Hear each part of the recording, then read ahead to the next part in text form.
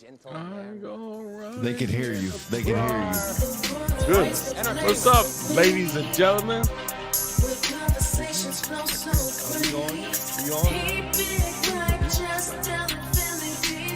Dream love. I thought you said they can. They can. At the same time of the intro? Yes. Well, good. Let me sing over the intro. No. Papa love. Step into the corner where knowledge finds its way with Pete, Big Mike, Jess, Dell, and Philly DC every day. I'm about to mute. They bring the laughter, bring the tales. Hater. A podcast You hater. never Hater. The host with charm and grace leads the conversations at a steady pace. Big Mike brings the humor, making a smile with jokes and stories that go the extra mile. And then there's Jess, the wise and the voice, shares How many insights that times make us rejoice. Push that. The deep thinker with you expands our minds with facts that are so reflective. Last but not least, there's Billy DC, captivates with stories that he knows the streets. Yeah, together they create a harmonious blend. We got a special guest that just came into the corner. We'll go ahead and bring it on with it, man. Hurry up. We'll bring it in right now. Y'all know I haven't really met Yeah, him. stop hating. Hey, stop hating. Stop hating. Stop hating. What's up, what? What's going on? Hey, yo, let me get a top check real quick. You hear me loud? Loud shit, man. Loud shit. Look like hip-hop. So, welcome to the corner, Al. Welcome to the corner. It's good to have you on. What's up? What's up, bro? Brother, how you been? So tune into the corner, let your mind explore. Repeat Big Mike, just definitely DC for sure. No doubt. Their So, voices will my guide name you is through topics far and Al Price wide in on the corner. Knowledge and entertainment. So We gonna have to bring him in. relax. Cheers. I'm about to We cheers, got my man. you. What up, Big Jackson? In the stars, let me hit you back, Nate. unpopular What the world? I'm gonna be on. and we here to stay. Here we go. Here we go. You tell me, y'all ladies, you know what's up? Hey, you know, hey, Philly all day, baby. Philly all day. Listen. Yeah, we got another guest. We got another guest in the building, man. So we'll bring him right here. He should be on there, but he ain't. But we'll bring him right in. Y'all know him as Dale. We call him Landale or Big Dale or Big Brown. What's up, big homie? What's good? He ain't no damn guest. He ain't no. Man, where you at looking fresh? Where you at? What you in Marshall? You in Marshall? Hey, look at that. Look at that. What the fuck, bro?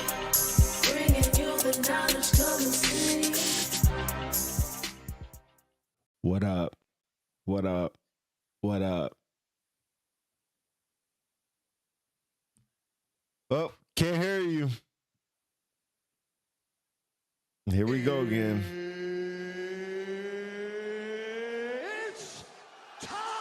Nobody can hear you. We can't hear you. It's crazy. Yes, I can tell that nobody can hear me because I got my microphone off. Jeez, man. Come on, fam. Let's get it together there. Let's get it together. Okay. What's up, Sometimes you my gotta stretch it out. peoples? Man, before you What's start the up, show. my peoples? What's good? Welcome to the Terror Dome. Ah, Yes. What a lovely Sunday we have. It is. The echo's not as bad. Nope, it is. Never mind. What's good? Oh, let me stop this. Let me do it. So, first, I want to welcome everyone to another episode of the Unpopular Celebrities Podcast, hosted by yours truly, Philly DC. and my co-host, the guy over there to my right or your left, depending on your perspective, simply known as Pete, the engineer, the short poster, the editor, all that other stuff you want to ask. I'm just a personality. I just work here. As you know, it is the eve of Thanksgiving, It's not. and it is the last show of the month. We will give out the What the Duck Award, and not only that, is the corner. So if you want to get on, talk about whatever you want to talk about, like case in point, your fear of the potluck that's coming up at your job, and you have to eat somebody's soup and cheese. Here's a tip for you. Listen closely. If you picture this, you're in your office, you're attending the potluck. You walk up to the table, and then your co-worker, let's call her Patrice, says, "Hey, why don't you try my mac and cheese?" And you go over there and oblige. You pick up the bowl, and you hear a whoosh, whoosh, whoosh noise. And then you open up the foil, and then you look inside, and there is a sea of cheese and noodles. And it's so bad Was that it if you not stick your baked? fork in it, you can stir it up. Newsflash, people, mac and cheese should not be eaten with a straw. It's supposed to be eaten with a fork. That is soup and cheese. If you dig your fork into the plate and you're pulling out a piece of the mac and cheese and the cheese is pulling it back to the bowl, that is mac and cheese. And extra points if it's caramelized. But if you open that bowl and you see like soup with a bunch of cheese and noodles, that is not mac and cheese. You're welcome. Well, thanks, Philly, for the cooking tip. Most people had their potlucks already, but hopefully nobody got food COVID or anything from the potluck. It's so funny you say that because interesting to see what people actually eat. I'm like, how do you eat that? But different strokes for different folks. Different folks. For sure. Different folks. So if you like it, I love it. Just won't eat it. That needs to be another one. You like I it? ain't eating it. No, I ain't eating it. Everybody knows at my job, if it don't look good, I'm not eating it. Yeah, Sorry, I'm picky. trying to defend somebody. I'm really picky when it comes to that, but whatever. Whatever. They'll be all right. Mhm. Hey, does any men out there shave they chest hair? Yeah, I shave mine. Trim it down. You do? Why Trim it why down. do you shave your chest hairs? I just don't like the European look as far as the taco meat hanging out. You know, some ladies like the taco meat, you know. It's not about them, it's about me. Isn't that what most girls say when they dress provocatively? It's not for everybody Oh, else, they it's do for that. me. Yeah, What you I about to say? debate that What one. you about to say? I What you debate that one. Trust me, there's some ladies out there and men that's trying to gain the attention of the opposite sex or same sex these days. Right. Same Right. sex. I think it's more acceptable if you just admit it than if you try to lie about it. And you know what? Yeah. I'll say maybe it's 80% for yourself, but there's a 20% in there. Definitely a 20%. Mhm. Jake says, I killed the taco meat too. Yeah, man, you got to. Ain't nobody do that no more. Only thing about the taco meat, as long as it's like not gray hair and it's kind of trimmed. The only thing bad about taco meat though, it gets stuck in your chain though, you know, and it hurts. Who wears Yeah. chains? I do. See, I got You got my a classic herringbone? herringbone on that I get plenty of compliments on. Do you? Classic, all the time, The man. Shoot. herringbone? People love the herringbone, bro. Shoot, everybody like- love the herringbone. Is that like 70s, 80s, maybe? What year the herringbone came in?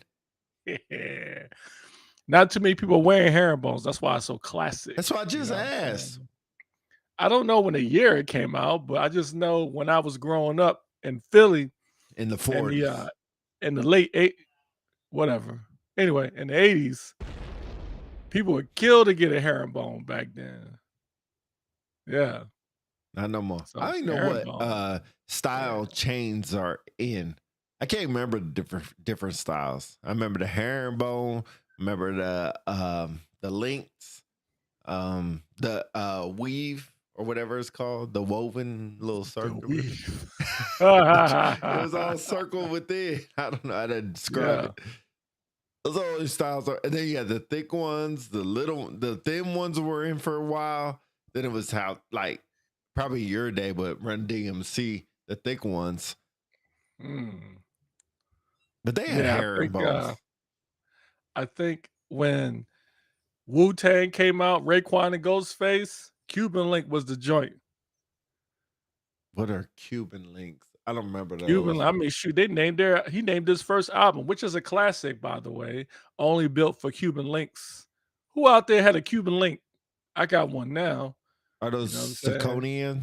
Cuban links, Yeah. zirconios, or whatever they're. Yeah, I didn't First have of all, you know what, man? I ain't gonna even dignify that with a response. You know, you need to get your weight up. But anyway, I digress. Let's get into some stuff here. But before we do, as a reminder, folks, today is the corner. You got something specific you want to talk about today? Again, you want to dig on your boss, your wifey, your husband, that person down at the Starbucks who messed up your coffee, things that just grind your gears, or you want to shout out somebody. Maybe you got some person in your office section that you kind of sweet on, but you don't want them to know. This is your opportunity to get on, chop those for about 30 seconds to a minute, or drop your comments down there and we can chat about them. Freddie Kincaid Jr. says, I wear one now. Exactly. You know what I'm saying? Cuban? Freddie, zirconian? get him together, Freddie. Get him together, partner. You wear Cuban? Is it Cuban? Zirconian? Cuban link, man. Oh, Cuban link. whatever. You know what As I'm you see, saying? no chains. You got 2 chains. You got 1 chain. You got no chain. I don't like First jewelry. of all, why is your camera on your side? You're not looking at the camera. My camera's right in front of me. You're not looking at us? Oh, it's weird. Okay, on the thing, I'm looking at it, but not on the joint. Okay. All right, I'll pull that back. Can I get an apology? Pull it back. It's You bring don't it get one. back. Get that. Digress. So we All move right. on. Let's get Ooh. some topics. All right, folks. I hate to bring this up, especially on the eve of Thanksgiving, a couple of days, but we are in some perilous times. They start with negative. If you haven't noticed or seen on the news, our sitting president, President Biden, gave the order to the Ukrainians to be able to use U.S. missiles, ATAMS missiles, to fire into Russia. And so because of that, the Russian president, you know him as the dictator, Vladimir Putin, decided, okay, you're going to raise me, I'll raise you up on one. He fires a hypersonic missile, a ballistic missile, so to speak, into Ukraine. And you may say to yourself, what's the big deal about that? Well, it's not no ordinary missile, ladies and gentlemen. This missile is similar to a ballistic missile that has MIRVs on it, multiple re-entry vehicles, which means this missile was able to deploy 3 different payloads to 3 different targets simultaneously. And I will tell you, it wasn't a nuclear weapon, but it can carry nukes and has caused the world to be in shock. And so I want to talk about this because this is a definite escalation in the current war between Russia and Ukraine. Most experts believe we are at a time where we're even more closer to nuclear war than we have been since the Cuban Missile Crisis. So, your thoughts? First and foremost, it sounds like, what's up, Dale? Sounds like Sonic the Hedgehog with I forgot his name, Dr. Evil? I can't remember his name. Robotnik. Thank you. Sounds like something he produced with these MRFs and everything else. So I'll say, I don't know. Hopefully we got something that can defend it. Your thoughts? Unfortunately, we don't. Oh, There is no defense, at least that's well known to the public, that can actually defeat this missile. sounds One like is hypersonic, at least we're from the reports I've heard. One is hypersonic, and then two, it's so fast. We don't have anything that can actually shoot them down. Imagine this is one. Imagine if there was multiple that was fired. sounds like we're. That's what I can say. That we can do about it. Nothing to worry about. Just keep living your life till you can't live in no more. I just want to pose something though. I want to just throw something out there. Sure. There are some folks, in the political spectrum that believe that President Biden did this on purpose to kind of have President Trump, when he gets in office, have a misstep. Because you look at it, Damn. you know how sometimes you have sitting presidents do different things quickly before they get out of the house? Most people feel like this should have been done a long time ago. So why would he do it now? Jake Sargent says, I think it's natural escalation to match the hyperbaric drones. That's a mouthful. And North Korean deployments. Good point, Jake. Jake the Snake. Hopefully I can refer to it that way. Good point. Most people believe, or at least the Democrats believe, that's why President Biden authorized it. Patriot battery can't do the job. What's up, Dell? What's going on with you, man? So I won't say the Patriots can't do the job, but it's difficult. I mean, you look at the speed of a ballistic missile, especially a hypersonic missile, it's difficult to defeat with a Patriot battery system. And then Donald Trump, or soon to be President Trump, already mentioned going back to the Ronald Reagan days of creating a missile defense system, because I think he knows what may come. So some troubling times. But anyway, back to my quick question, and I'm curious to hear your thoughts. Do you think President Biden did this on purpose to kind of, sabotage President Trump's start of his presidency next year? I would hope that politics is not that petty. I really hope it's not. I really hope you wouldn't sabotage one person or a whole country for the sake of one person. I really would hope not. That would be, and correct me if I'm wrong, if I'm not getting your question right, but it seems like he's basically sabotaging not just Trump, but the whole country. I wouldn't say the whole country, but there is a benefit to causing some fires before your successor gets in the seat. Because case in point, you look at it this way: when he does this, perhaps this will convince countries around the world that's part of NATO to pump more money into their defense. Because So wouldn't during that help? President Trump's last presidency, he suggested that NATO was useless. One, because he believes the other countries are not paying enough of Right. their, contributing enough. Right. And then two, I think he subscribes to a America First policy, isolationism. And so with this, and God forbid if a conflict starts, even if it's small and it builds up, I'm sure NATO would not be something that is a concern anymore. Yeah, that's man, that's crazy to think about. Like, talk about petty. Like, how would you do that on purpose? I'm trying to think of a rational reason besides what you named why you would put a whole country, because it affects everybody, whether it's scaring everybody or whether it's news or whatever it is. Like, that's not your job.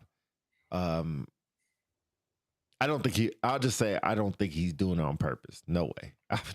That's more hope than anything, but I'll just say no way. Only thing I would say is I just don't know. To Jake's point earlier, as far as the escalation from the Russians to have North Korea enter the war, I mean, I don't know. I would think, because if I'm not mistaken, during the beginning of the conflict, when we were supplying weapons and money to Ukraine as well as other countries, Putin already put out a red line and said, hey, look, if you send any type of weapons, missiles to hit Russia, I Mhm. look at that as an act of war. Right. And so when we did that, you figure it's one thing for the Ukrainians to go in there on foot and on tanks and planes to attack Russia. But you're using American, sensitive, highly technology. I messed that one. Weapons that's, technology, high in technology to hit Russian cities. What do you expect them to do? Question for you, DC. What's up, Colonel Lombardo? Hopefully you don't mind me calling you that. Question for you, DC. Is America safer on January 19th or January 20th? question. That's not even funny. That's a good question. That's all right. I'll let you answer that one first. Go No, I ahead. say you. Oh, you hater. Scary. Say you. Scary. I don't see the difference, to be honest. That's what I feel. I don't see the difference. Only thing I would say, just Kalo right now. I appreciate it. I think here's what I think. One, my humble opinion. Did you put the disclaimer up there? No. All right. Anything that says Anything that comes from unpopular celebrity does not represent the DOD or its affiliates. It's just the opinions of our own, and it does not reflect any of the opinions or policies of the Department of the Defense. Sure. Now, that being said, here's my personal feeling from Philly, DC. One, I think it was a bad idea to authorize U.S. missiles to be used by the Ukrainians to hit Russia. I think personally the Russians, specifically or particularly Vladimir Putin, is looking for a fight. Because if he gets a fight with NATO, he's more than justified to pull in North Korea, which he's already done in a way, and pull in China, and the world is aflame. And this guy's got 6,000 nuclear weapons in his arsenal he's just dying to use. And he's got a personal vendetta against the United States. Back to the Cold War. And so I think we're feeding into it. Now, some people may say, well, DC, what do we do about him sending North Korean soldiers in there? Would you expect us not to respond? Exactly. What good is a North Korean soldiers going to do? If last I checked, there's a certain amount of them is defecting to the Ukrainian side anyway. I mean, you think about it. The North Koreans are so isolated. When was the last time the North Korean soldiers been in a war? Now, if they're fighting for their own North Korean soil, chances are they may not defect. But if they're in another country using as cannon fodder, you think they're going to be energized or supercharged to fight? Jake Sargent says 100% agree. One of these wars starts all of them in some way. Exactly. This is almost a playbook from World War II. Yeah, it's almost the same playbook. So you think it's safer, or it's the same? I think it's the same. Okay. You? I think it's the same. I'm so far kind of removed from threats and possibilities and scare tactics. Like, it's the same. Like, it's not Pearl Harbor anymore, right? It's not like attacks shouldn't just come out of nowhere. So it's like everybody's gearing up for what? Possibility. Which is cool. I mean, I guess that's what preventive maintenance is. Kind of gearing up. It's just, we need to, I don't want to say stop, but I guess what else you going to talk about in the world? Does that make sense or no? No, I do. I look at it from a different perspective. I think my concern has always been sometimes the lack of awareness by not just American people, but from people across the world. You think about it, when these things start, it's usually in the minds of men who are in power that have the ability to start wars. Right. And if I would imagine there's a good majority of Russians that do not want to be in this war with Ukraine. And there's a good amount of Americans that don't want to go to war. But here's an interesting thought. Let's see. Orintho, hopefully I pronounced your name right, says our career field is going back to ground defense. He is absolutely right. I attended a meeting or a conference where the chief of staff actually said that. Supposed to be MRA now, so hopefully everybody. No, that's different. No, okay. No, that's different. It is Mission Ready Airmen, but what Orintho is talking about or referring to is a renewed focus on air-based ground defense within security forces. And I know what your thoughts are going to be on that. So I was about to go. I'll say this and then I'll pause and let you chime in on that one. But here's an interesting thought with two real quick. I feel a little bit of sympathy for the Russians and the Chinese. You know why? Here's why. You think about it. If the Russians decided to move in on Cuba, which they did before during the Cuban Missile Crisis, let's say they decided we're going to take Cuba completely over and turn it into a Russian state. Do you think the United States would allow that to happen? No. If the Chinese decide to go in and say, hey, we're going to go into Cuba and turn it into a Chinese state, will we allow that to happen? No. So in Russia's case, when the Cold War ended, there was an impression the Cold War is over. The enemy, the United States, is no more. We can sleep in peace. Newsflash for some people who may not know, the Russians have been invaded throughout history, either through Napoleon or Hitler. So there's a lot of scar tissue there when it comes to the Russian psyche, when it comes to war. And so with Ukraine, which was once a part of Russia, and when they disbanded after the Cold War, NATO continued to move closer to Russia's doorstep, taking in the Baltic states and other countries. So when you have a man like Vladimir Putin get in office again, and he sees this, what do you think he's going to think? He's going to think the United States is getting closer, or NATO. He doesn't see NATO as not a threat. He sees them as a threat. So why do you think he would invade Ukraine? And then lastly, China. China was in the Civil War with the Taiwan country. Well, in most respects, it was called the Republic of China, and they're the People's Republic of China. So this is a war that was never settled. And so when Xi Jinping says the matters of the Chinese state when it comes to Taiwan is our business, I think in some cases he's right. Now I get it. They got mod chips in Taiwan.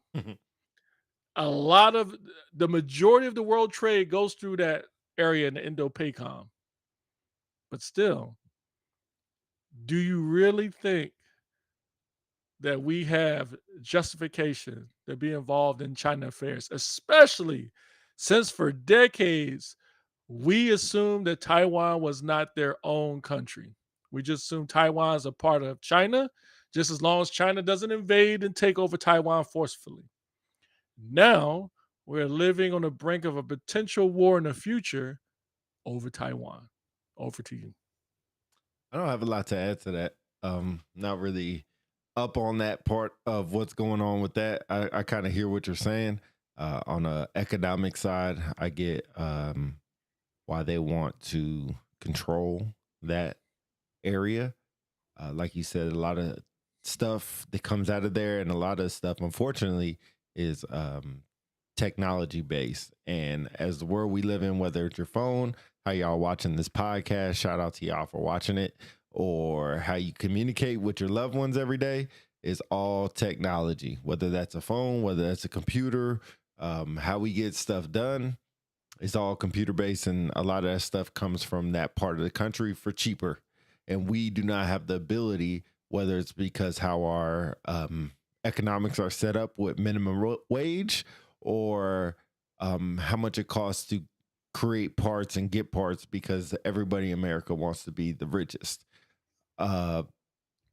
So I take it from that standpoint that we want to control it, because, like you said, it's not really our business, but where it becomes our business, because our country will be in economic shambles or in technology shambles, technological shambles, if we don't have some kind of something, because we have came too far to pull back now.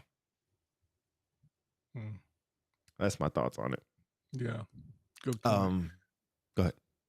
Did you want to chime in on the air base ground defense I'm gonna comment? say that real quick. I think we talked about it last show, so shout out to everybody on here. We'll try to start the Star Train in a little bit, so hopefully everybody jumps on the Star Trains, can donate some stars to us. We'll let you know when the Star Train happens. You can go on there, and you're gonna have to go on the desktop app to donate some stars if you would like to help us out. So we'll start Star Train in a minute. But back to your question, air base ground defense for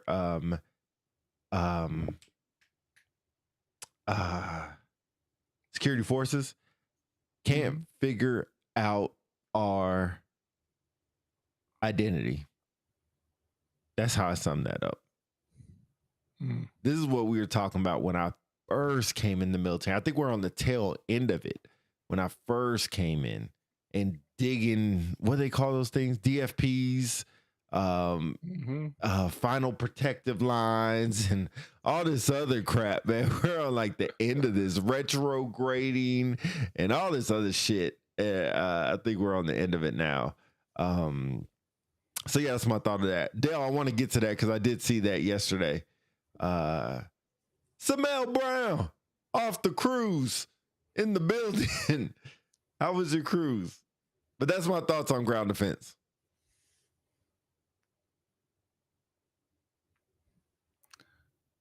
Gladiator. I wish I haven't saw it seen it last yet. night. I saw it last I haven't night. seen it yet. But this, like I said, I mentioned before, Denzel Washington is one of my favorite actors. He's an exceptional actor. Philly. So I'm looking forward to seeing it. I want to tell you this, and I don't want to tell you the movie because I think it's better if you don't know. Definitely one of Denzel's most broadening actor role. Definitely. I have never seen Denzel in this type of role. We out here.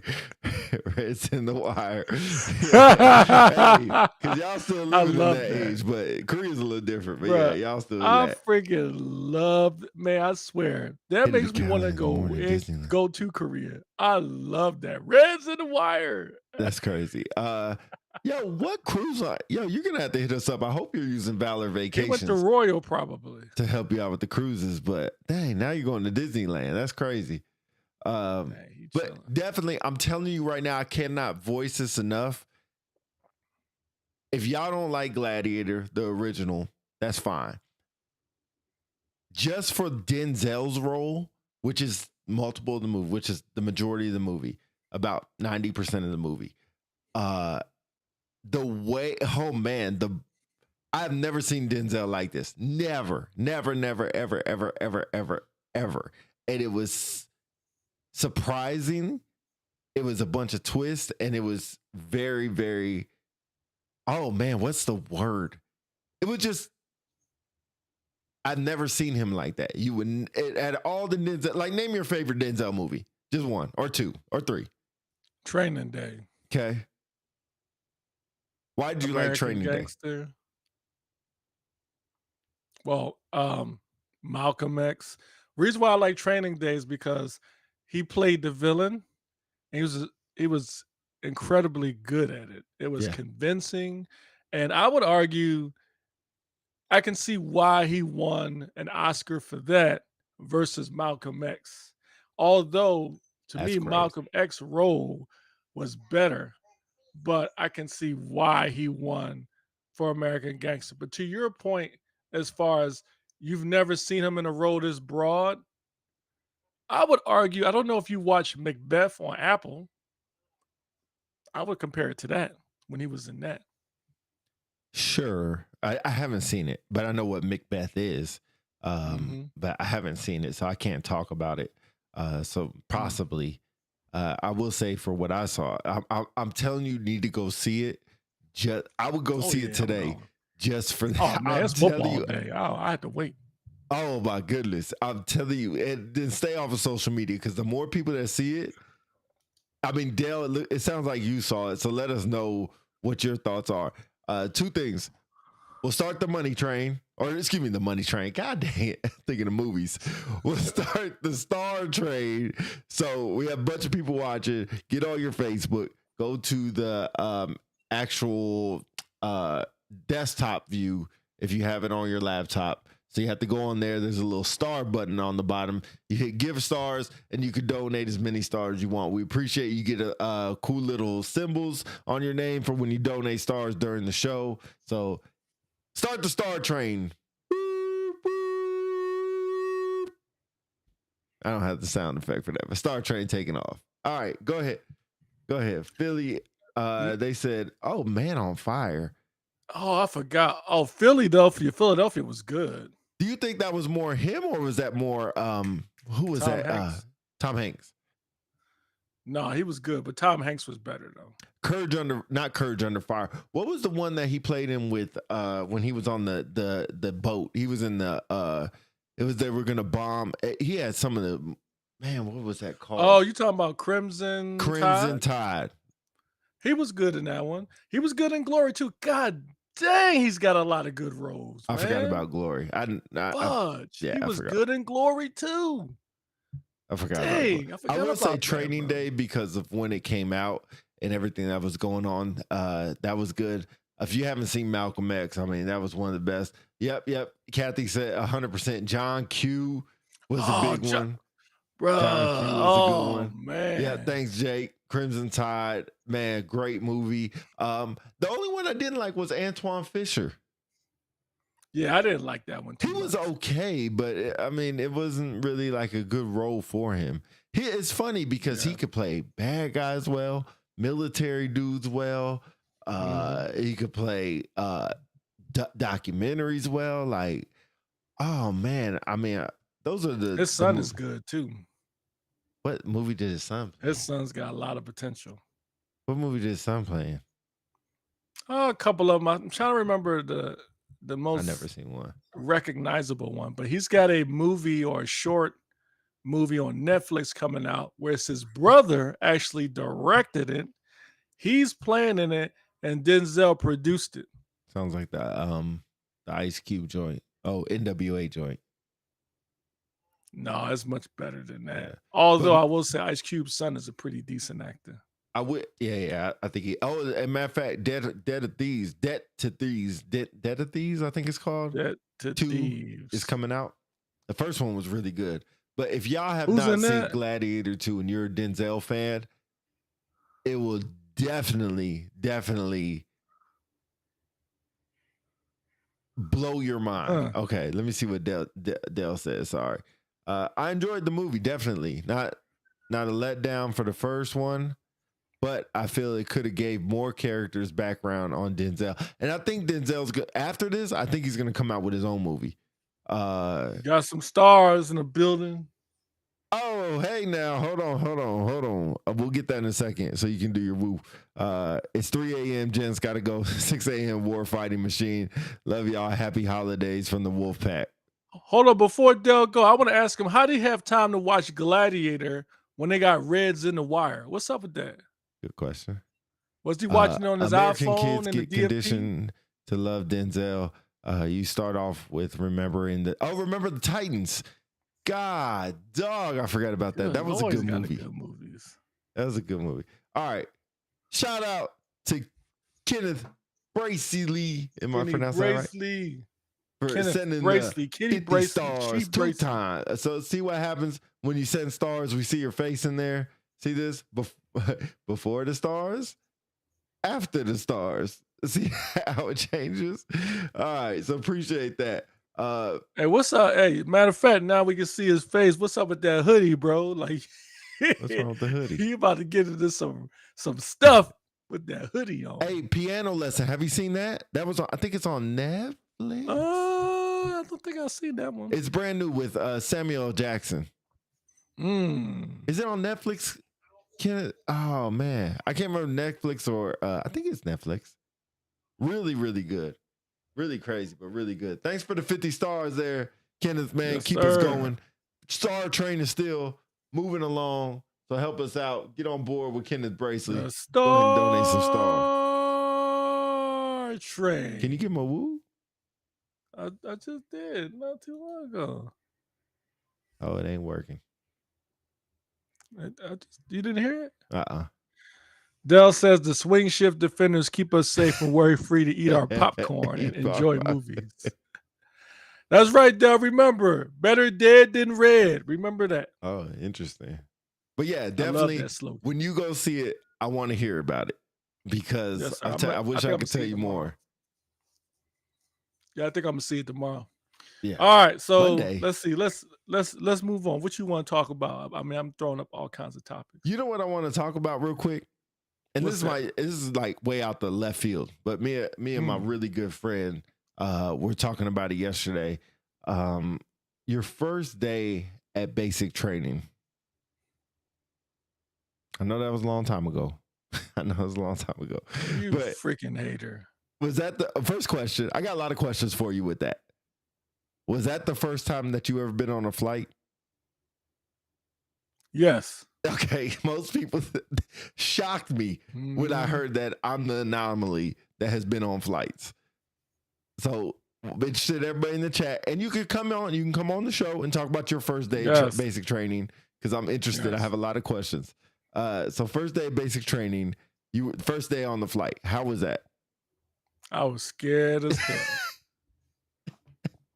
We can't hear your. I was We scared. can't hear your stream deck. Really? Interesting. Yeah, I was scared, man. That's funny. So yeah, that's This year. usually what happens, right? The second question is when you got off in San Antonio, yours was in San Antonio, right? Yeah. Okay. When you got off in San Antonio, what happened next? It was dark. And then Not when you got Yeah, to they- Lackland, when you got off the plane. yeah, to the airplane. Yeah, it was Yeah. dark outside. Okay. And some dude showed up in some uniform, just like start giving us all these instructions real fast to get on this bus. And I thought we were getting abducted, man. I'm like, who is this dude, man? He was like, matter of fact, no, he wasn't in uniform, but he was like in a polo. And he was just yelling at us, like, get on the bus, get to grab your bags, blah, blah, blah. And that was a lot of stuff to do at once, man. I didn't have to do all that stuff, in rapid succession like that. So when you first got off the plane, you didn't go to like a corridor or like a terminal where everybody was in a straight line, looked like a goddamn No, cult? we all got off for some reason. I guess he knew where we were getting off at. He met as soon as we got out the gate Oh wow. and was like, hey, let's get your stuff and blah, blah, blah. And I didn't know what to think. Okay, so a little different experience. So we got to a terminal, a special terminal just for basic trainings, where there was probably felt like 300 people there, maybe 500. I don't know. There's a lot. And we were all lined up in a column of maybe 8 or 9 across. And as far back, probably 60, 70 people back. So we're in this long area. So then and I was in the very back because we got there the latest. I was in the very back. And then we walked to the buses outside, and there's probably 7 or 8 buses, and we all got on the buses, and you had to fill it up back to front.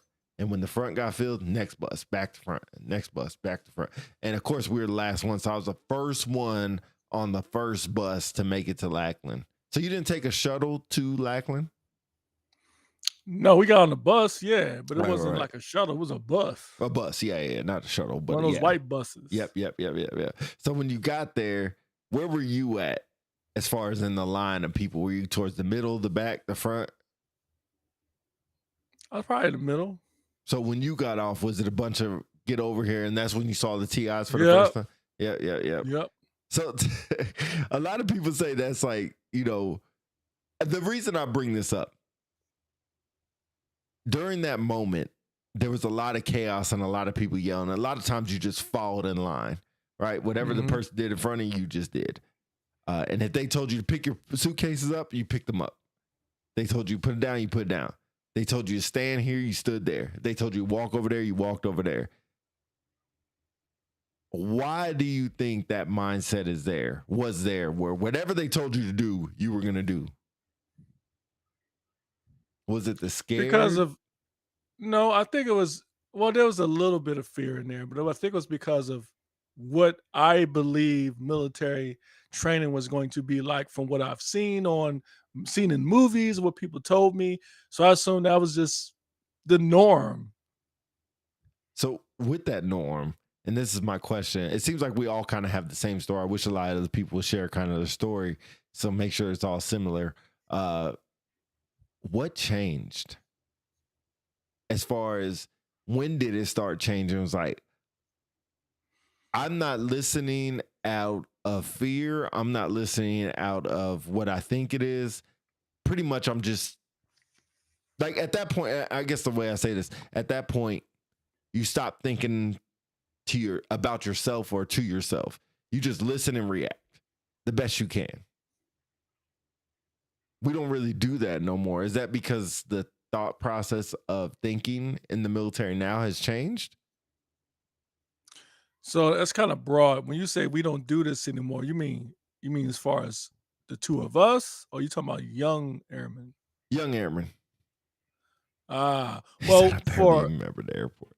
a couple of reasons. I think one, Jake says I barely even remember the airport. A couple of reasons. One, training is different now than it was before. You're less likely to sorry. have. I digress. Let me get the question right.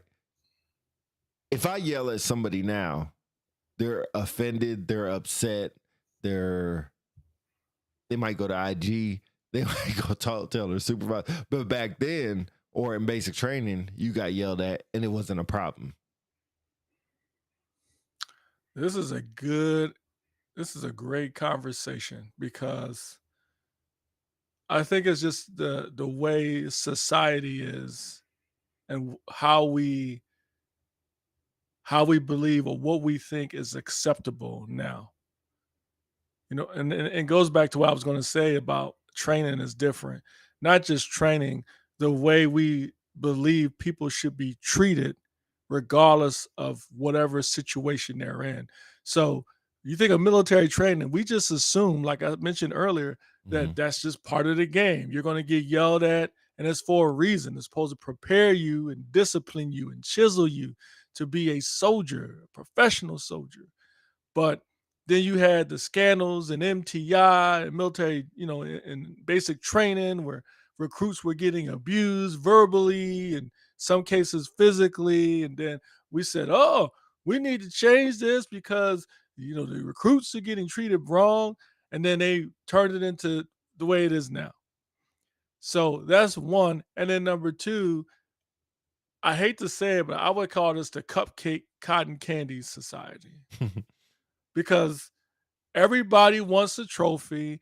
Everybody doesn't want to be yelled at. And if you yell at them, you're a mean, toxic person. And that I, regardless of whether I'm wrong or not, want to feel that you are taking care of what my concerns are.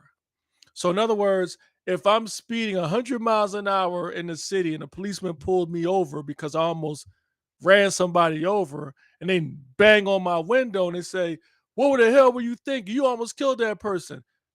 More than likely, I'm going to be more concerned about how you approach me versus, hey, you're right, I almost killed somebody. Right. That's just how it is. Interesting. I just think it's interesting. We take it from basic, you got yelled at and talked to, and then you just reacted and didn't question anything. It's not like they say, pick up your bags, and you were like, but why? I just put them down. Why would I pick them back up? Or somebody say, get over here. You'd be like, what do you, I heard that. They'd be like, what do you want? Or, you know, when basic training, they're like, it's time to go to bed, go to sleep. Nobody was like, well, I'm not tired. I don't want to go to sleep right now. I usually go to sleep at 10 o'clock, not at 8 o'clock. It's time to wake up and go to PT. Nobody was like, oh, I don't feel like going to PT today. So why now? I understand life happens. So I'm not saying if you have an appointment, I'm not saying if you have, you know, you didn't have no kids in basic training. So I get the variables. But with the mindset is what I'm talking about. Why does it change now? And why, if you get yelled at all of a sudden, if it's a problem now, but it wasn't a problem then?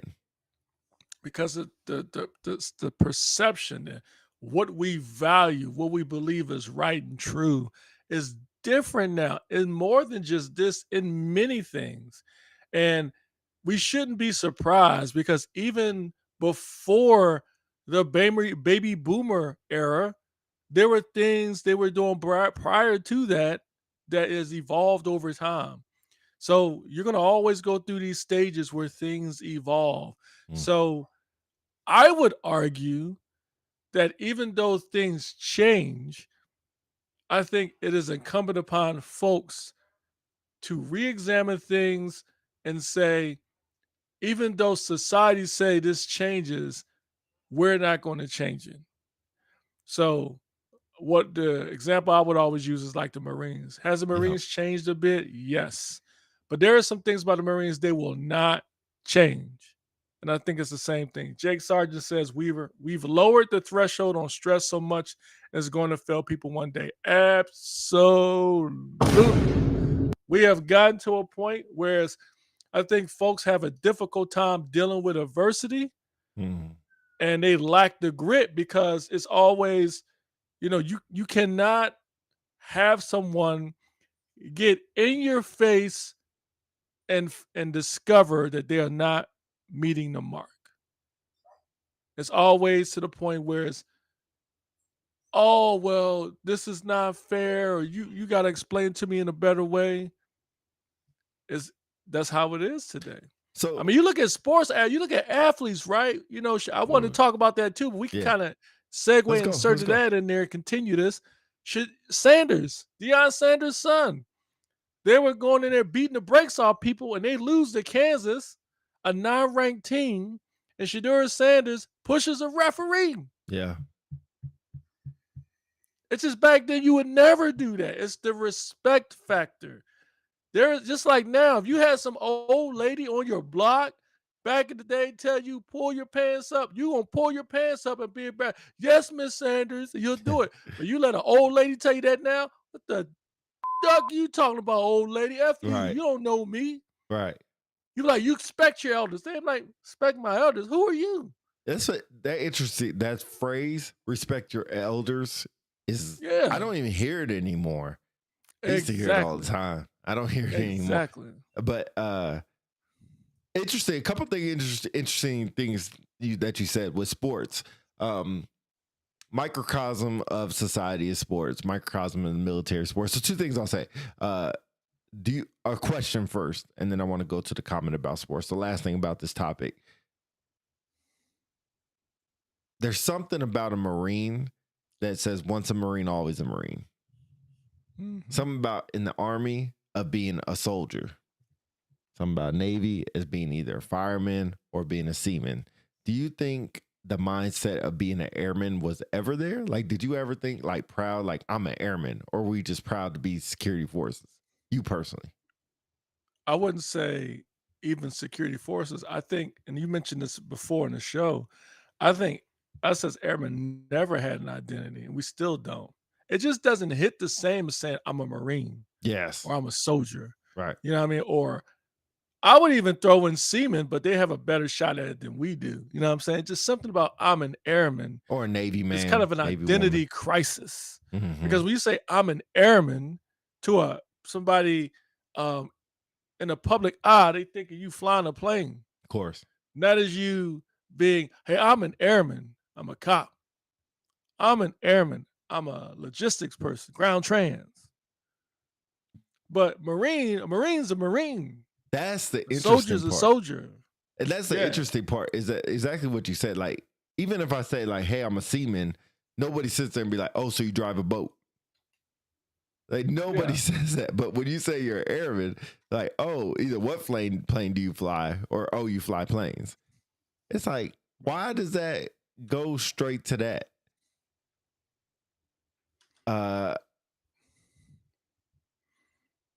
And frankly, I don't know what the answer is. I mean, if somebody were to turn around and say, "Well, what's the answer? What would you call us then?" I don't know. This is I do interesting. think And Kevin, I don't I want to get do on your think, case, but he and I said do think. Go ahead. he said I'm a defender. Now that's an identity. I kind of agree with him in a way, 50-50. Yeah, I'm 50-50. That's a better way. Go ahead. Yeah, I just think part of the problem is we have too many tribes in the Air Force, too many. Good word. And I don't know how we fix that. I don't even know how we fix that either. But you've got. I mean, you take like the CE career field. And I know I'm gonna get the number wrong, but they got like what 20 something Oh, AFSCs. probably more. So when somebody like, I'm an engineer. Yeah. Okay. I mean, engineer could mean you're EOD, fire. I mean, like a fire guy doesn't go up to another person like, what do you do? I'm an engineer. They'll say, I'm a fireman. Mm-hmm. But if somebody would say, I'm HVAC, they would probably compare that to engineer. But to Kevin Spain's point, when you say, I'm a defender, that's an identity.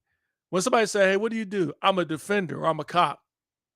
A cop could mean Raven. It could mean a ranger. It could mean law enforcement, security, PSD. Is that protective service? Something like that. Protective services. It could mean a lot of things, but we only got 3 AFSCs. 3. Mm-hmm. And really, it's not 3. It's like one and then 2 with a shred out. shreds. Yeah. Yeah, with a shred out. You know what? I find that interesting. And same thing. Yeah, Sergeant. God, dog. How Jake did you says pull 14. that number out? My bad. He said 14. Jake, are you a CE? That was crazy. How did you pull that number out? He must be CE. He must be engineer. So that's interesting because you know what? When we have like wing awards and we do the chants, man, one career field can have 8 different chants. I'll give you an example. If it's somebody from a maintenance, like the maintenance group, right? Maintenance has their mighty maintenance. Then they say, I don't even know the like airports bring the hooves, hoo. And they say spikes, throw them out or whatever they say. It's like you have it's like you just keep dropping it down and dropping it down and dropping it down until you find the smallest common denominator. You know what? I'm gonna coin that phrase. In the Air Force, we try to find the smallest common denominator.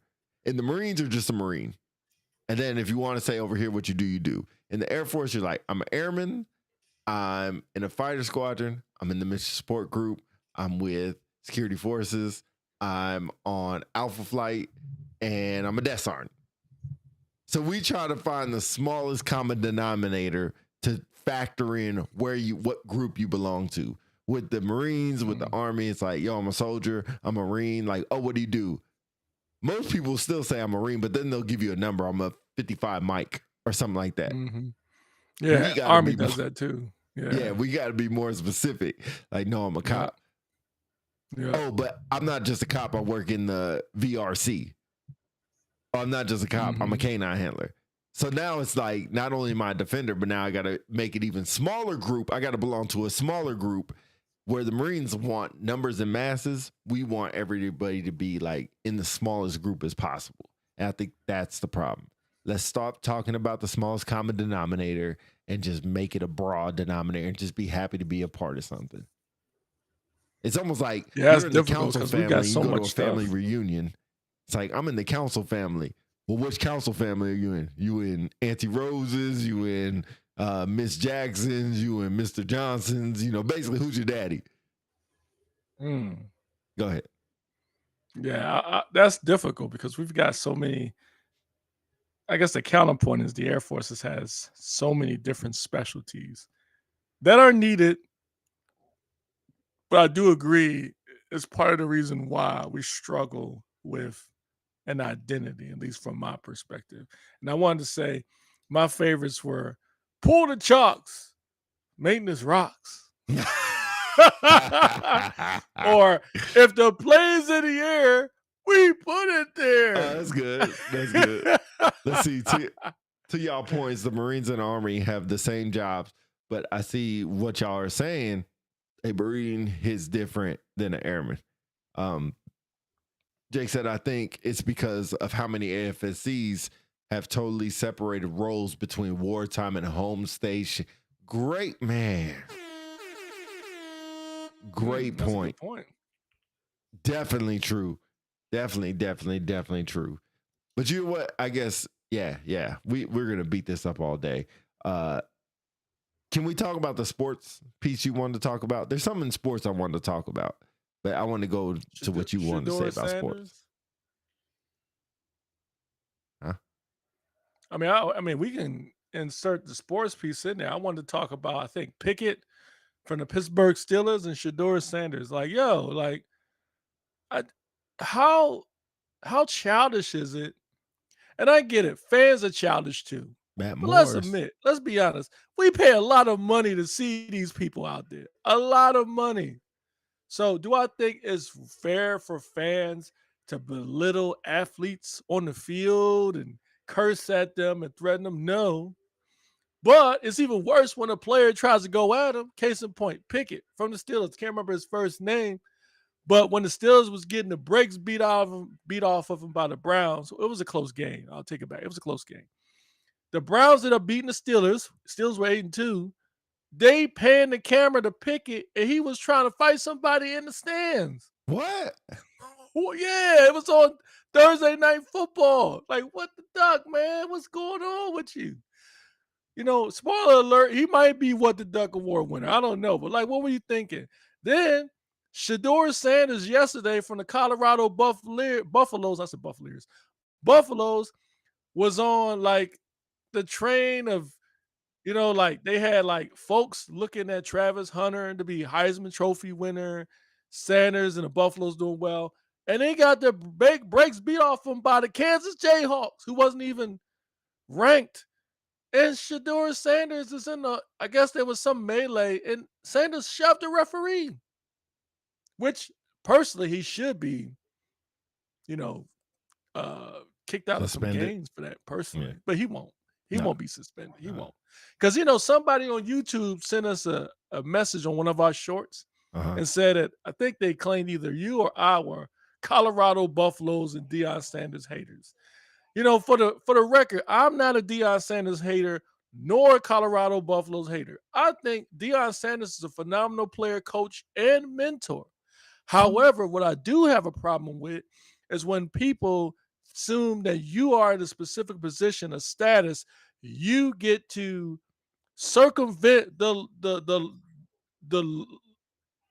law of the land, different standards. And so Shedeur Sanders should be, what did you call it? Suspended. Yes, yeah. Suspended. Don't disagree. They won't make it to the college football playoffs anymore because of the loss, in my opinion. I'm not a Buffalo hater. I'm not definitely not Deion Sanders hater.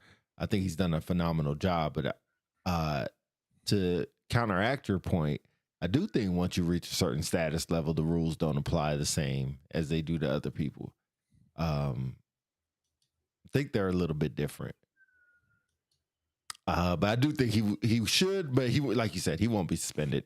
But he should be suspended. You can't push a ref. He should have got kicked out the game. Like anybody else would have got kicked out the game for putting their hands on the refs. You can't do that. And it wasn't even like a little push, like get out the way. It was like a blatant, like get the freak off me push. And like you said, frustration boiled over. When everybody's winning, it's easy to stay calm. And, it's not what you do when everything's going good. It's what you do when things are going bad. That's really going to tell the testament of a man or of character. I want to say what Matt Morris said. All the savages in the building. Yeah, he gave a great perspective. And I want to ask you this specific question.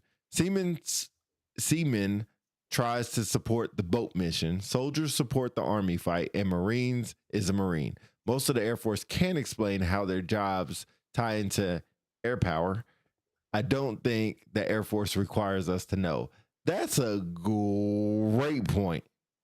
I don't think they require us to know. You just get kudos if you do know. I don't agree with that. I think they do. I think the Air Force do, but we do a Does. terrible job explaining why they need or does. Thank you. I think we do a terrible job convincing airmen why it's important. Well, And it's like, how do we you ignore support it. air power? Give me like an Like, elevator speech. Like for me, huh? You Give me mean like me yeah. as command chief or as Yeah. a cop? Yeah, As a command chief. yeah. Yeah, that's kind of broad, but as a See? command chief, my job is just to no, it's broad because I support the Air Force by taking care of the people and taking care of my boss, and then making sure that there's things that the formation needs. I help advocate for them, the health, morale, welfare of the people in the formation. That And I make sure the folks in the formation understand what our job is within our circle and how to execute those duties so we can help the force and they can ensure we can get the Air Force big mission done. And it starts at the top. You got to first understand what the company's mission is first. right. What is their bumper sticker? If McDonald's says to serve 1 million customers the best burgers and fries, that is to me, that is your benchmark. That is your true north. And then you break it down further and say, I at McDonald's store 305, what is my job? To ensure McDonald's serves 1 million customers to make burgers and fries. How do I contribute to that? I gotta make sure they're good. And I gotta make sure they're on time. This is the problem. You are exactly explaining what Matt Morris is saying. If I ask a Navy person how they support the boat mission, they're like, look, I'm a fireman in case a fire goes on and I have to help them put it out. And then I'm a laundry dude. I cook the food, whatever you do. That's how you support. Marine and then Marine, I'm just a Marine. I do what they ask me to do. This is my job, but I can also do this. You just gave a 2-minute soliloquy about how your job impacts air power. It shouldn't be that long. It should take 10 to 30 seconds how you support air power. But I don't think anybody really knows. I really don't. I agree what you said about the McDonald's, about the company line. And I think that's more the problem. We don't know the company line. Unless you're a pilot. I would guarantee you go to a pilot squadron. I guarantee they know. I put bombs on targets or whatever. Or I'm a taker. It's not even that simple. Bombs on target. It's not even that simple. I disagree. I think because to your point, when you say Seaman like, hey, I insure the boat. What do you say? What does Seaman say? I'm a fireman. So if there's a fire I'm on the a boat, fireman, I right? can put it up. Okay. So you can compare that to a fireman in the Air Force. Like a fireman ensures that, it's so many different ways. When a seaman says, oh, I'm a fireman on a boat, right? Case in point, if you're a fireman on a boat on a submarine, you make sure there's a fire. You got to put that thing out, because if you don't, y'all going to the bottom of the ocean, even further in the bottom of the ocean. But if you have an airman who is a fireman, and they say, what do you do? I'm a fireman. What do you do for the Air Force? Well, I ensure if there's an in-flight emergency, I put the fire out on the aircraft. Or if there's a fire on base, I put it out to protect property and personnel. I think there's no need to get even more in depth than that. Just like an HVAC person. If an HVAC person's, I do heating and ventilation. How do you support the Air Force? Okay, not only do I make sure I repair or maintain heating and ventilation across the base, but these facilities support the pilots that ensure that they can sleep comfortably because they got proper heating and ventilation. Therefore, if they got that, they can get their crew rest. And if they can get their crew rest, they are mentally sharp to go get on the plane and then go fly the plane to send the fight to the enemy. No different than an admin person. If an admin person says, how do you support the fight? I support the fight by making sure all the records for all of the airmen and personnel are are correct and they are accurate. Because if they're not, then it's going to interfere with their PCS, or it's going to interfere with their reports, and therefore they can't get promoted. There's so many different ways What you you're can spin it. I just think not everybody can convey that the way I just did. Not saying I'm perfect, but what you're saying is, if somebody asks me how do you support air power, well, think of air power like a small city, and we operate on each other. We need each other. So in this small city, I'm a personnelist. Personnelist is like your clerk. Personnelist could be like your secretary for your boss. Personnelist could be your records keeper. That is me. And then if I'm a cop, think of a cop as like in a small city. I'm like the sheriff. I know everybody's name. I know where the crime is at. I see when problems happen, and I help people out. That is not air power. What you described is how I support a small city stay up and running. The HVAC people. Think of me as a small city air conditioning rep. Sometimes I got to do AC. Sometimes I got to do heating. Sometimes I do duct work. There's a bunch of different things in there. But when I ask you, back to your point, what the duck is air power?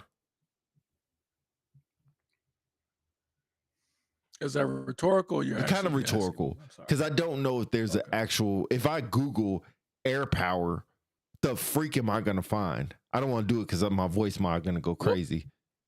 Well, here's the counterpoint. What is marine power? They don't say marine power. They just say, I'm a Marine. No. Just bear with me here. Okay. When you say what is air power, that's not asking what is an airman. You're asking air power is a thing that is like it's a verb, something that's going to happen, right? Air power is a verb. When you say what is a Marine is not a verb. It is a thing. So Air I think you power's got a to frame thing. it that way, huh?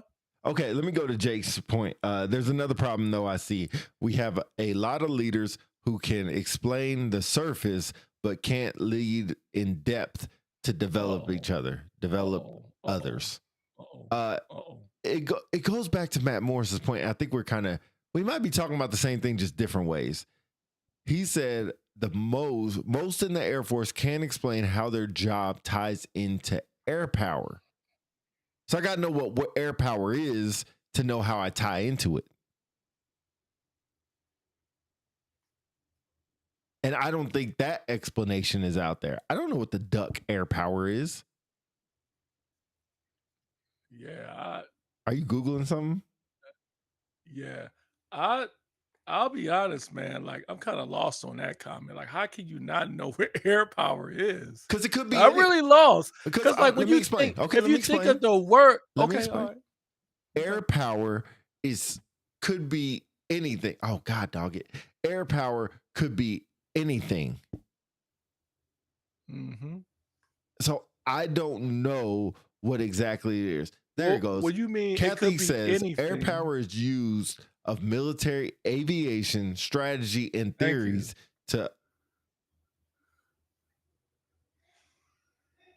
archive national strategies, objectives in aerial warfare and close air support.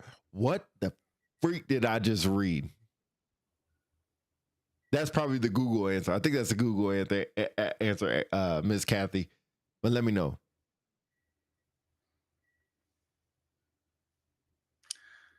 Yeah, I'm at a loss, man. I don't understand how you don't see what it is, and I'm not trying to say that to be that is a dig on you, but I really don't. I mean, just even if you're not in the Air Force, you think of air power.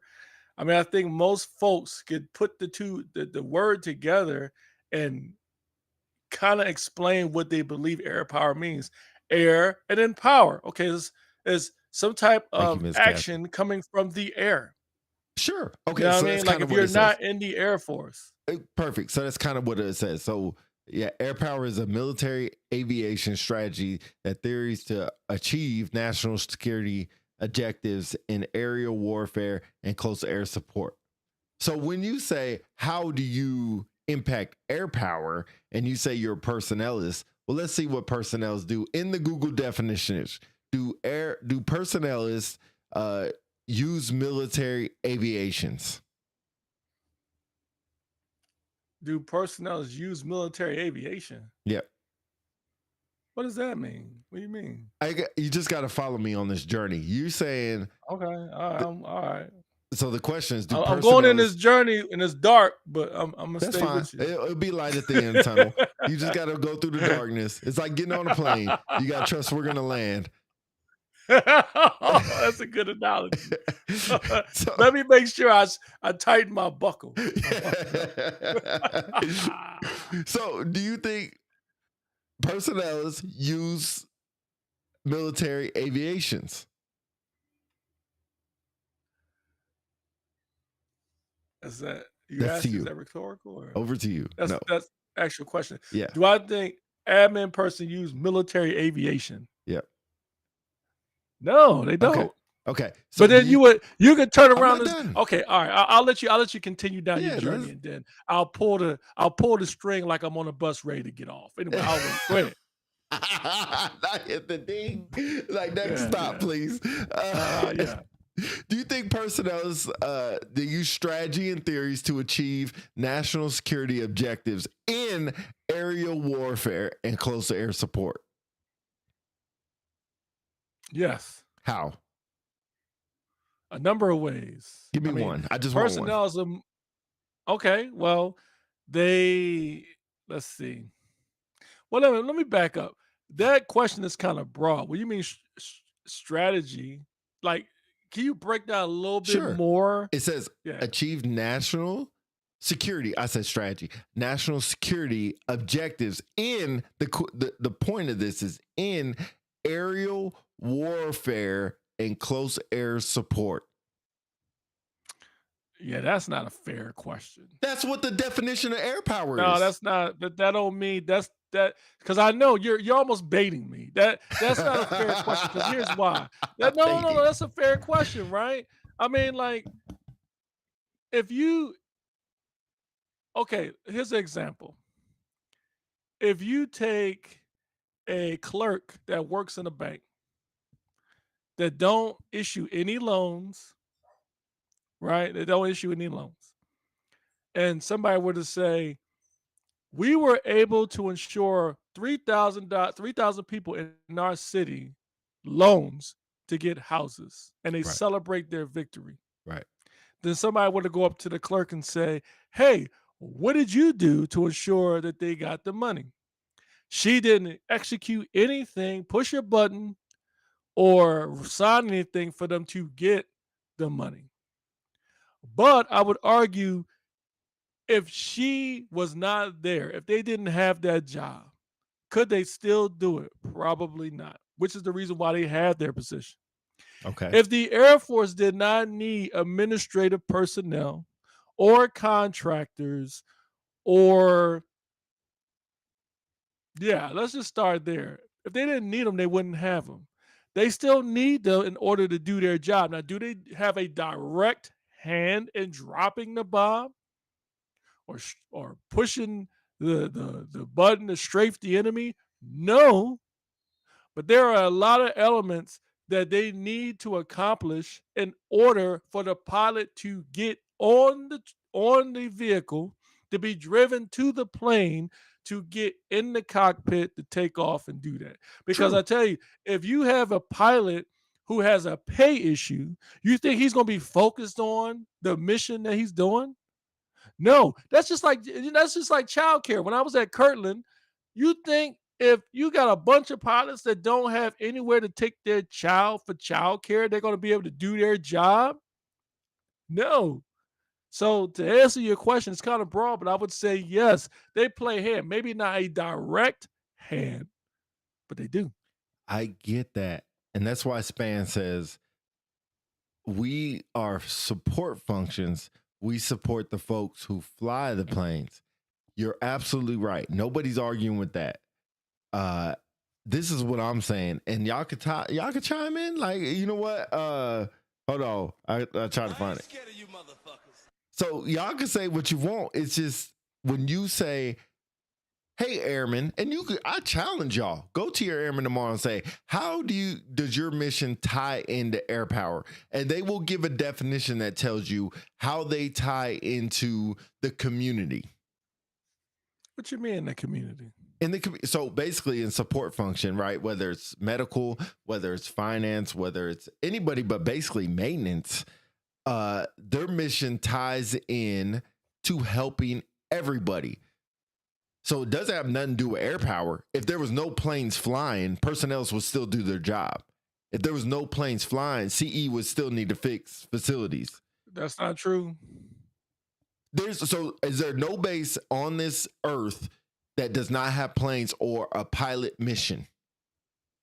Yeah. Okay. And those personnel are still there. The CE people are still there. The cops are still there. So they're still doing something. And you would say they are supporting air power. Yes. My thing is, when I look at the Google definition of air power, you're not doing it. You don't tie into air power. You know what you do? You tie into a community that helps support or stay afloat. That's basically all it is. It ain't got nothing to do with air power. Let me get to Matt Morris's point. Chief, great point. I'm just saying 99.999% of NCOs and lower cannot give you that explanation. The Air Force just doesn't require them to understand, and like other services do. And so, okay, I agree with that 50-50, because I still think, and here's why. I mean, I do agree. I think this has been a problem for a long time. Like, it's always been a struggle trying to get leaders in the field to be able to articulate why a certain mission or job is important. It's hard. I would imagine most folks, until they get in the senior levels of leadership, they have a better idea of how to break it down a little bit where they understand, and they can convey it to the airmen. What's that? Or a better way to bullshit. Okay, I'm not subscribed. Hey, so ladies and gentlemen, the opinions of my co-host does not reflect the opinions of Philly DC. I'm not subscribed to that. I don't consider it that. Anyway, I digress. I would argue there are Marines out there, when they say, what do you do? I'm a Marine. What does Marines do? They go back, we kill. You know what I'm saying? That's pretty broad. And airmen can do the same thing. What does airmen do? We kill. Technically, they both do, just a different way. So I wouldn't give all the kudos to the Marines and the seamen and the soldiers. They have problems with it too. Maybe not as much as airmen do, because our primary mission is to deliver air power. I would argue in these days and times, it's a lot more broad. It's more than just air power. Air power could mean missiles on target. Air power could mean cyber. Air power could mean, humanitarian stuff. There's all kinds of stuff. I mean, you put it this way. Back in World War II, when we had the Berlin airlift crisis, that was a form of air power. We weren't dropping bombs. We were dropping food and equipment to folks in Europe. So air power is broad. Kevin Spain says, I'm sorry, but Marines say the same about their mission. I just think it's easier for Marines, because I hate to say it, Marines have a better culture than the Air Force. They just do. They've been around a long time. Same for the Army. The Army's been around a long time. And I would argue that their Marines and their soldiers, and I would even say the Navy, they understand their history. They have a lot of things to put in their backpack to be proud of. When you think about the Marines, you think about Guadalcanal, you think about Okinawa, you think about the Navy, you talk about the Battle of Midway. They have all that. Whereas with the airmen, what do we have? We have what? Desert Storm, Desert Shield, Iraq, Afghanistan. Not saying those are not important. And we do have World War II. We do have Berlin airlift. I would argue we were the Army Air Corps then, but we still have that stuff. But to my point is, airmen today don't even know. I was talking to a young NCO at Kirtland the other day, and he was expressing his frustration why we don't WAPS test. And I was telling him, I agree with you. WAPS testing is more than just studying for a test. It's knowing your history. I think when you know your history, it better it better helps you focus on the importance of what you do. Because one, you think about the folks who are before you and what they did. I think that's still important. Faith says, good old, what's up, Faith? Happy What's up, Sunday. Faith? If they don't know, then we have to do better. I agree. Since we need to start with our first sergeants. Yes, ma'am. You get the bomb for that one. I wonder who she's talking about with that. Look, Take a picture, Pete. look. There you go. Look, can I tell you what Google says? I don't give two flying what Google says, man. That's an automated AI. Who cares? That don't mean that's what it's supposed to be. No, But can go I ahead, I'm just listening. I just find it I'm listening. interesting. I just find it I'm interesting. listening. So I Google, what is a Marine? The United States Marine Corps is a Marine branch of the United States Air Force, or excuse me, Armed Forces that specialize in amphibious and some kind of operations. Basically war fighting operations. An airman. So I Googled that. What is an airman? A member of the National Air Force and Air Arm, and can also refer to a specific enlisted rank. You see the difference there? Well, one, that's the way you put it in Google. That's pretty broad what an airman is. Did you put in there, what is a U.S. Air Force airman? I'll Not do just that. what is an airman. And Try see to what make it says. consistently. Because airman is not just enlisted. It says could be referred to as enlisted rank. Airman is everything. But it's funny Officers we and say enlisted. enlisted rank because officers are supposed to be airmen. They are airmen. It Okay. just that's not that's the thing. Airman The is US, what the airman US is what airman we is are. a member of the Airman United is a States Air rank. Forces who serves in the country and supports the United States Constitution. That's what it says.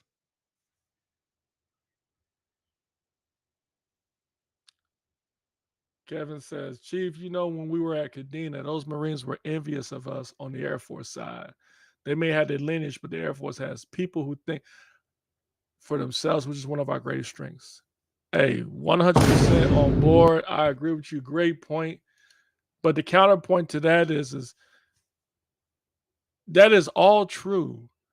But why can't we seem to get folks in the Air Force supercharged about our history and what we do? Because like you go into an operations group with the pilots, and I mean it's officer listed, but I want to go down that road. You look around, you see their table with the mugs, the patches. Same for a pararescue unit. I went to Kirtland. Shout out to Kirtland, man. I had a great visit with them, man. One of the best I had since I've been in the seat. But anyway, they were talking about there was a place, a lineage room on a flight line that was damaged because of a severe thunderstorm. But these dudes, this colonel and this airman were almost in tears when they were describing how they were in there in the middle of the night trying to pull the ceiling tiles down, because in the PJ unit, they put their green feet up there and they sign it when all the people pass through and they serve there. And so they were trying to save it because there's so much history. And you think this is a young airman who's only been in maybe 3 years, and this dude is running to save stuff of people he never met. Mm-hmm. And that's the point of it. You cannot depend on people to understand. We have to tell them, and we have to encourage them why it's important. Case in point, when you think about Pittsburgh Steelers, now they're better this year, but when you join to be a Pittsburgh Steelers, they have a rich history. When you think about Terry Bradshaw, Franco Harris, they got history. So when you talk to these players, even when they losing, they're like, yo, it means a lot to wear the black and yellow because of the Pittsburgh Steelers history. That's what we need, the Air Force. That's what we need. First of all, shout out Faith Donovan for the 99 stars sent. Oh, yeah. There we go. Really appreciate it. Star Train is still moving. We got 2 members on it. Like to have a lot more members on the star train He said we as got we 2 move forward. members on it. But yeah, great point. I mean, we can shift gears because we beat up the Air Force enough. But you're right about the lineage, the passion just to be a part of that team. I think there's difference to be a part of a Laker, to be a part of, even hate to say it, the Cowboys, be a part of different organizations than it is to be a part of the Jacksonville Jaguars. It probably hits a little different. I would. I mean, I'll say this. We can get off if you want. Like for me, when someone asked me when I retire, I'm at 31 years now, and they said, "What was your best assignments that made you connected to the mission?" I immediately think of the 18th Security Forces Squadron in Kadena, and I think at the 355th Wing at Davis-Monthan. You think of the 355th, the motto was rescue and attack. We make sure your worst day is not your last day.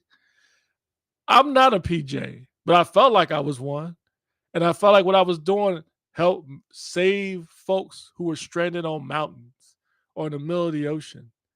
You go to an airman in the Force Support Squadron, you know Hey they're now. putting that on their report. They're Hey putting now. it on their award. And you can't tell them that they didn't help save that person. I got you. What That's what about, it's all about. the 370s, whatever, at Yokota Air Base? Yeah, it was all right. Damn. It was an airlift mission. It was Wait all a right. minute. God, It dog. was all right. It was all right. Okay. You know what I mean? It Matt was all Morris put a right. question here a while ago. God, dog. Really?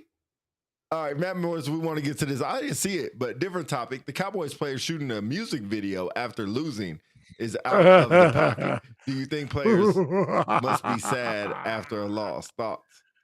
Yes. Guess what? Yes.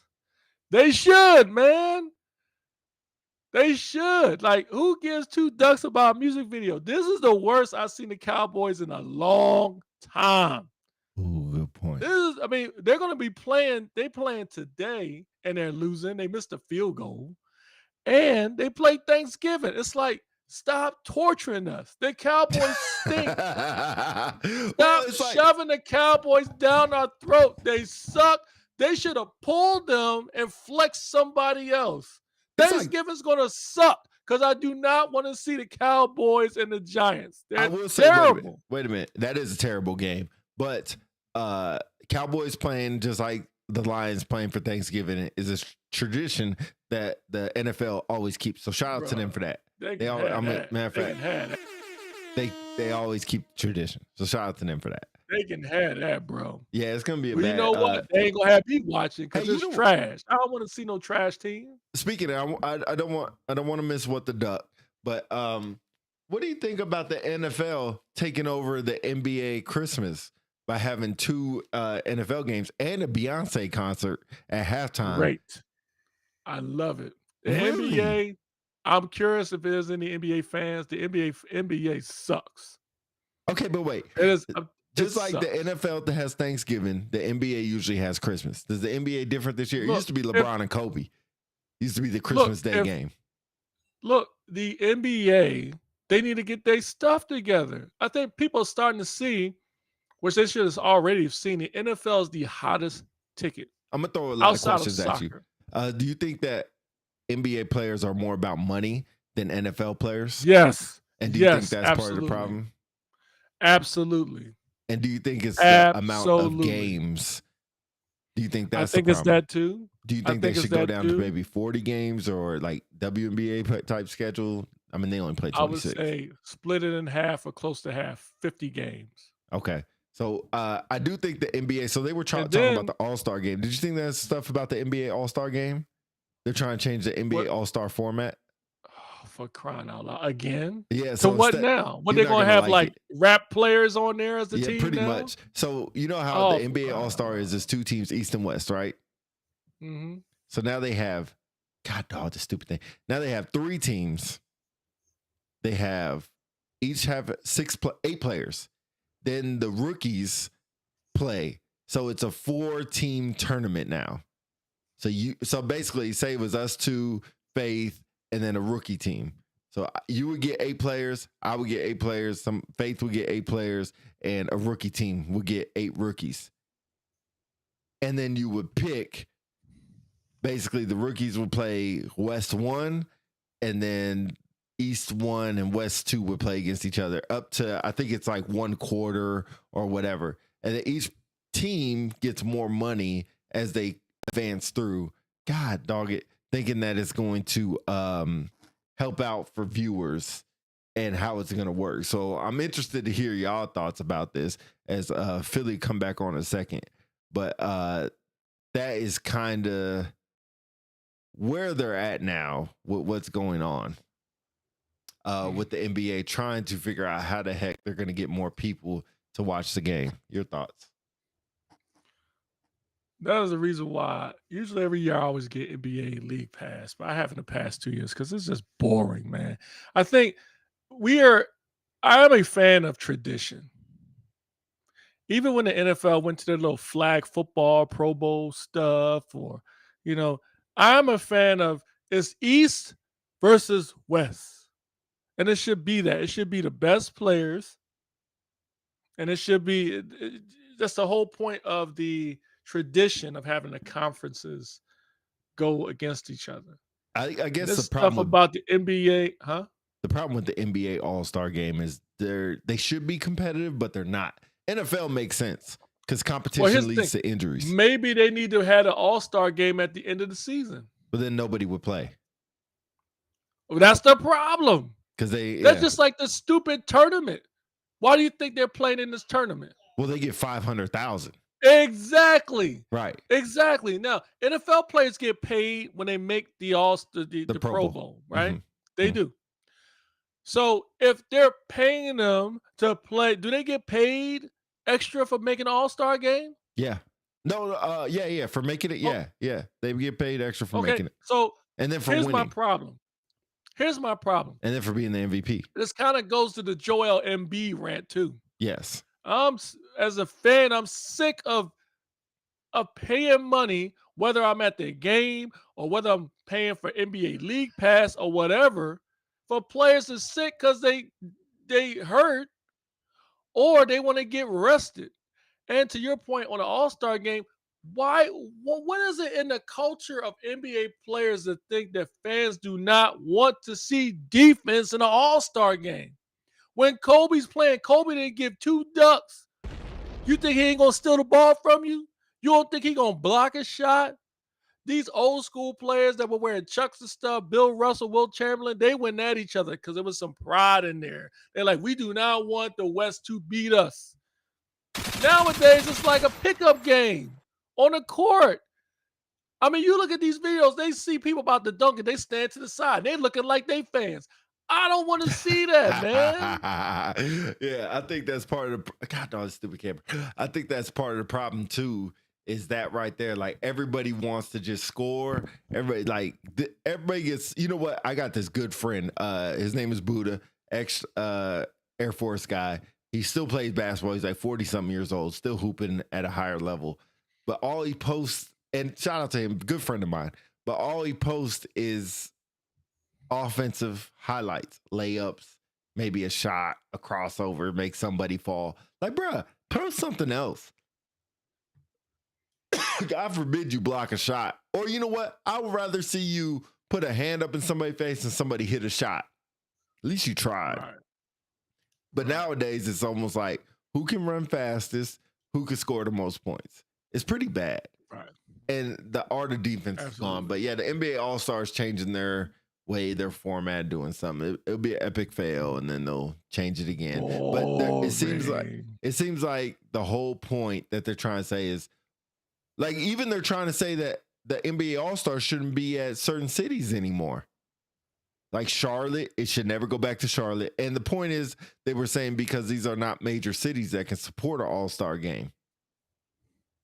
Just like the Pro Bowl's always in Hawaii, but then they moved to Vegas. And then the also thing is, like, they said that it should never go to a cold stadium or a cold weather place because people don't want to go to the All-Star game in February because it's too cold. So many different factors, so many different things. And the funny thing, the NBA's fix is we'll just throw more money at the players. Well, in hindsight, who do you think is paying the players' contract? It's us. The league passes, the YouTube TVs, the Netflix, the Right. Amazon Prime, going to games, Right. all that stuff. You know what's funny? A Absolutely. different stat, and then I want to get to what the duck, and then we could be done. A different stat is, you know, the WNBA would have been profitable this year if one thing didn't happen. That one thing, I ain't gonna ask you if you know what it is, but that one thing, they flew private. If they would have flew public or regular trans or whatever, flew regular airline, they would have been a profitable organization. But because they chose to fly all teams private because they want to do what the NBA does, they were not profitable this year. Interesting. All right, what the duck? All right. So if you're a follower of the show, we do at the end of the month, we do a What the Duck Award. What the Duck Award, you might ask? I'll tell you. What the duck pretty much is a saying that you would put an expletive, or is it expletive? I think it's expletive. Anyway, Explicit. no, it's not explicit. Fool. It's Explicit lyrics? EXPLE. No, man. EXPLETIVE is like saying a curse word. So expletive. It might be expletive, but expletive. Anyway, I digress. So instead of using the expletive, you say what the duck. So it's a phrase I like to use. I use it often. But anyway, so at the end of the month, we always pick somebody who does something or acts way off course, and we give them the What Duck Award. And I use a picture that is popular in most circles of the look I have on my face when I say what the duck. Anyway, so after much thought, there were many people this month that could have gotten it. Case in point, some honorable mentions. Jake Paul, I thought about giving it to him strictly on the basis of the comment he made in the ring with his brother. Well, actually it wasn't Jake Paul, it was his brother, said he would kick the snot out of Mike Tyson. How disrespectful. Right. So that's one. Then number two, I consider giving it to one of our favorites here, P. Diddy, for convincing his lawyers or trying to convince the judge that the video he had of Cassie was fabricated. The same video that he apologized for, to say he was disgusted by his actions, he had the nerve to say it was fake, to try to get the judge to grant him bail to get out of jail. Just the thought of it. Right. And so finally, we will come to my winner. And so it is the same person I mentioned earlier. And here's why I selected him. One, because I think that is something that should have been done should have been done a long time ago during the war in Ukraine. Number two, I felt like at this time it's bad timing based on allowing the Ukrainians to use U.S. weapons to fire missiles into Russia, to not consider the response from Vladimir Putin. Now, maybe he did, maybe he didn't. But I would think he didn't expect for them to react this way. And then last but not least, for the simple fact of it just doesn't make sense. It really doesn't make sense. It put the United States and really the world in a difficult position. So if you haven't figured it out by now, my recommendation or my nomination for the What the Duck Award winner goes to our president, our sitting president, which would be President Joe Biden. So, sir, here you are. No disrespect. Can you see it? No, we can't put it up. Oh, okay. Well, I'll just give you my rendition of it. And President Joe Biden, there you have it. Ladies and gentlemen, our What the Duck Award winner for this month, our very own President Joe Biden. Let him cook. That just shows Let you him anybody cook now. can get the Let What him the Duck cook. Award. It doesn't matter your position. Doesn't matter where you're at. Everybody subject to What the Duck. All right. Mhm. Good show Yep. at the end of the month. Appreciate everybody tuning in. Appreciate the Star Train. We have come to a halt at our final destination with our 2 members of the Star Train. Hopefully there'll be more members next time, but we appreciate, nevertheless, keeps the show going, keeps us moving in the right direction. And it keeps us, giving to get y'all t-shirts and merchandise and stuff like that for free of charge. I guess it's not free if you guys are donating, but get the point. You have to donate and pay extra stuff. But yeah, good Thanksgiving. Hopefully y'all have a happy Thanksgiving. Hopefully your Thanksgiving is full of good food, good people, good life. I got beans, creams, potatoes, tomatoes, lamb, lamb, beans, creams, potatoes, tomatoes, chicken, turkeys, rat. You name it. I got. All right. Yeah, I echo your comments. I would say, folks, if you haven't subscribed to our YouTube channel, go on YouTube, look on the icon where it says subscribe and subscribe. If it says subscribe, you're good to go. If it does not, you have not subscribed to our channel. Go ahead and help your boys out. Subscribe to YouTube. We're trying to get up our subscribers over there. For those who already listen to the show, who already subscribe, we thank you. If we think about some of the things that we're thankful for, that's one of them. Is that for you guys out there who listen to us every other Sunday or when we pop on. So we appreciate y'all. And to Pete's point, doing this stuff costs money and it costs time. So if you feel like you want to contribute and assist us with some stars, that'd be greatly appreciated. Or even better, or in addition to some ideas on the show, we're welcome to any ideas you may have for topics and hosts and things of that nature. So I hope you guys enjoy your Thanksgiving. Call your loved ones. Tell them you're thankful for them. Hug them close. Hug them tight. Life is too short. So enjoy Thanksgiving. And again, stay away from soup and cheese. We appreciate y'all. We will see y'all at the beginning of December. We're going to have a treat for y'all because I will be in Phoenix, Arizona. Yes, your boy is going to Phoenix, Arizona to visit Luke Air Force Base. So I'll be looking at some IMSC type of stuff. So if you are in an area, come by and say hello. But it'll have to be after I'm doing work because I got a big itinerary. So, but I'm looking forward to chatting with you guys. Over to you. That's it. We out. Yes. Unpopular celebrities. Appreciate it. Miss Kathy says she can't wait. Make sure you're nice to Miss Yeah, Kathy. Miss Kathy's awesome, man. She was make sure funny. you're nice to Man. Miss She kept me Kathy. squared away when I was at the 56. So looking forward to seeing y'all. Hey. Make sure you're nice to Miss Kathy. Miss Kathy, she Of gives you course. grief. Let me know. Make sure. Huh? Yeah, of course. Yeah. All right. We out. Unpopular celebrities. See y'all in a couple weeks. We out. Enjoy your football Sundays. Bang, bang, Niner gang. Bang, bang, Niner gang.